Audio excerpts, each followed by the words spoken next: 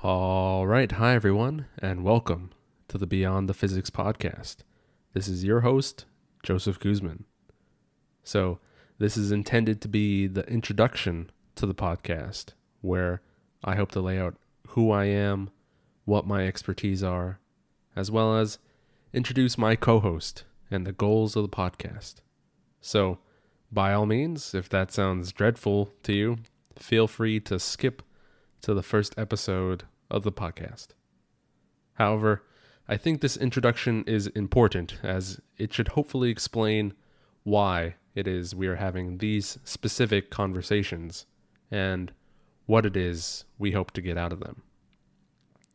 So, just jumping straight in then, I guess I will start with my background. I grew up in California, where I got my bachelor's of science degree in physics at Cal State Long Beach, and out of respect for my guests' privacy, I will refrain from naming my current institution, but I am basically finished with my master's degree in physics. My goal then is to stay at this institution and eventually obtain a PhD in astrophysics. Also, I'd like to take some time here to introduce my co-host, Irene Roman. Irene got her bachelor's degree in physics at Wellesley College, and afterwards spent some time doing work in education research at the National Institute of Out of School Time, which is a program by the Wellesley Centers for Women. Her current research interests seem to be in line with high-energy physics, which typically deals with the study of things like subatomic particles, the Standard Model, and even physics beyond the Standard Model. And at this point, Irene is similarly basically finished with her master's degree in physics. Now, I'm not expecting everyone listening to have an intimate knowledge of what it takes to get that doctor title in front of your name or the timings of that situation. So I think it's probably relevant that I roadmap my trajectory, at least. So out of high school, I knew I wanted to study physics, so I spent about 4 years getting my bachelor's degree. And 2 years after that, I am now basically done with my master's. And if I was in keeping with the average time it takes to get a PhD in physics, I would expect to get that doctor title in another 4 years. So, all in all, I am talking about a decade of schooling after high school. Or you could say I will get my PhD when I finish the 22nd grade. So, if you weren't aware of that fact, maybe you are now cognizant of the sheer amount of time graduate students sacrifice devoted to their field of study. So, I'd just like to give a quick shout out to all the grad students out there and acknowledge those sacrifices. Anyways, I think that lays out the bare minimum of our expertise that you should know about. So, moving on to the goals of the podcast. I guess you could say the main broad goal of the podcast is to humanize physicists and promote a healthy scientific community. And I want to try to avoid spending too long on this, but I'm going to be brutally honest with you and share a difficult part of my journey in physics. One that typically doesn't see the light of day. So, please bear with me as I feel that this is perhaps the best way to drive home what exactly is the problem with the field currently. As an undergraduate, I occasionally struggled with my studies, which isn't a unique experience by any means, but I sought that out from the start. Because when I was in high school, I decided to pursue physics exactly because it was what I found to be most difficult. It seems counterintuitive, I know, to devote your life to a field you felt you were inherently bad at, but whether conscious or not, I was and am currently still very serious about growth mindset. What I mean is that because physics was so challenging, that indicated to me that if I were to pursue it, it would probably provide me with the greatest potential growth for me as an individual. And in that respect, I think I was right on the money. I have grown and learned so much more than were I to remain content with my skill set and study something that I was intrinsically good at. Despite those initial difficulties, towards the end of my bachelor's degree, I really started to hit a rhythm and develop a sense of confidence in my skills in physics. For example, I was awarded several scholarships, I maintained 2 jobs, I worked in a research lab, all the while doing relatively well in classes. It would take me a long time, but eventually I would come to say that I was proud of the hard work that I put in and felt I could truly call myself a physicist. However, life can always find ways to humble you. I took another knock on the chin when I went off to graduate school. For multiple factors that aren't relevant to go into, I did extremely terribly my first semester. I failed every test and was basically immediately put onto academic probation. And this caused me to relapse into bad thinking habits which I thought I had outgrown.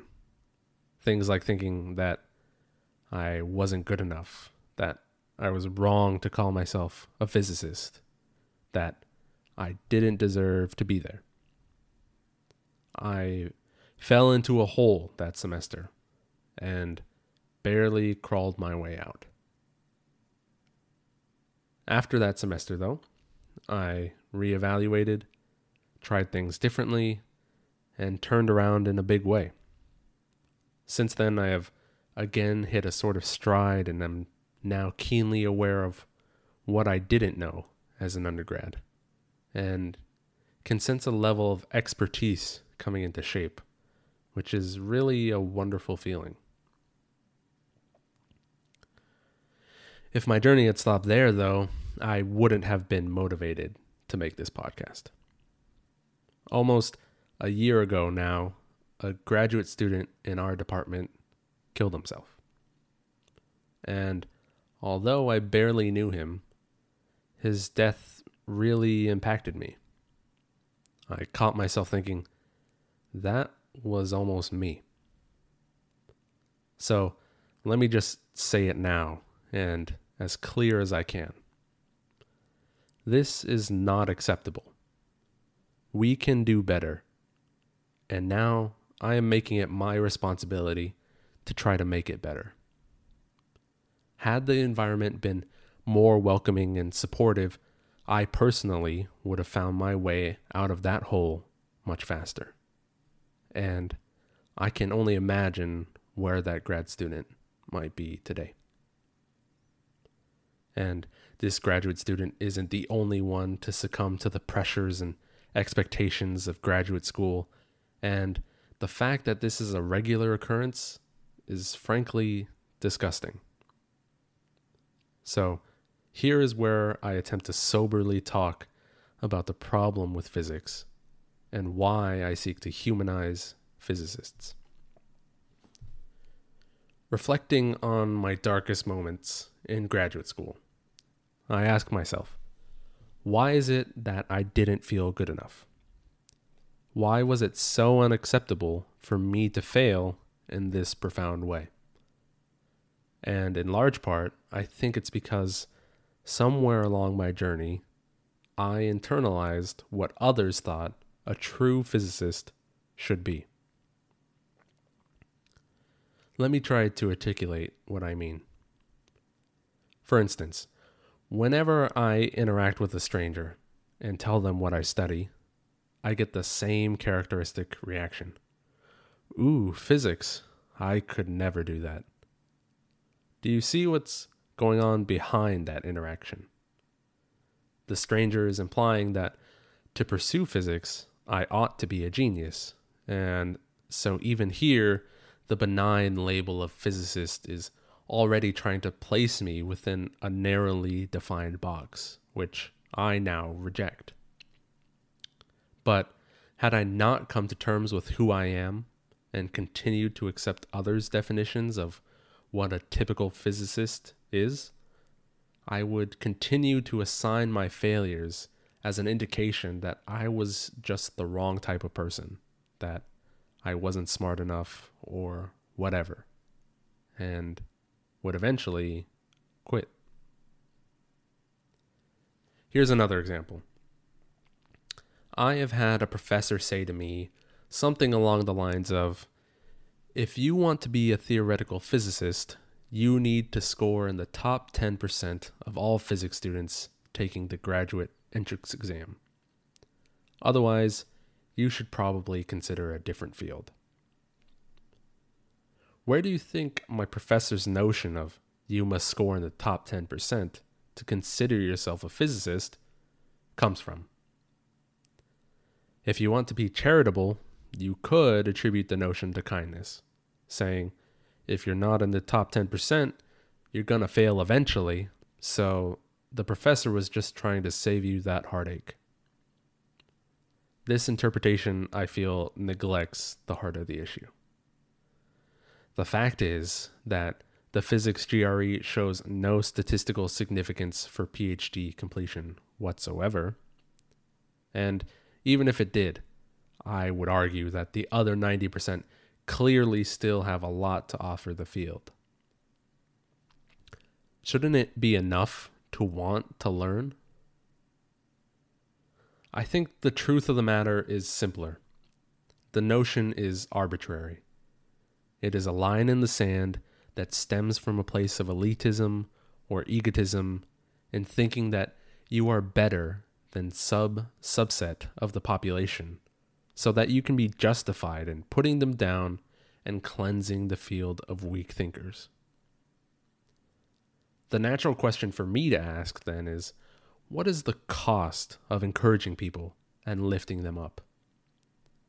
If we took that notion seriously, that only the top 10% of physicists could continue in the field, just take a moment to speculate what we would lose and what we would gain as a society.